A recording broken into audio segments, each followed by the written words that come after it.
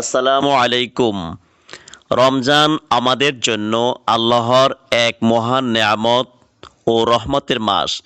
এই মাস আত্মশুদ্ধির, তাকওয়া অর্জনের এবং নেক আমল বাড়ানোর সুযোগ।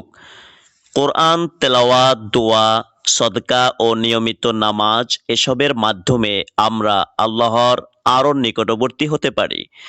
রাসূল করিম সাল্লাল্লাহু আলাইহি ওয়াসাল্লাম বলেছেন, যে ব্যক্তি ঈমান ও সওয়াবের আশায় রমজানে সিয়াম পালন করে তার পূর্বের গুনাহ মাফ করে দেওয়া হয়।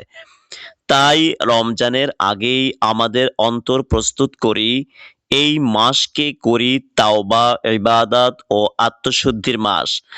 আল্লাহ আমাদের সবাইকে রমজানের সঠিক মর্যাদা বুঝে আমল করার তৌফিক দান করুন, আমিন। ভিডিওটি পছন্দ হলে লাইক দিন, শেয়ার করুন এবং সাবস্ক্রাইব করতে ভুলবেন না।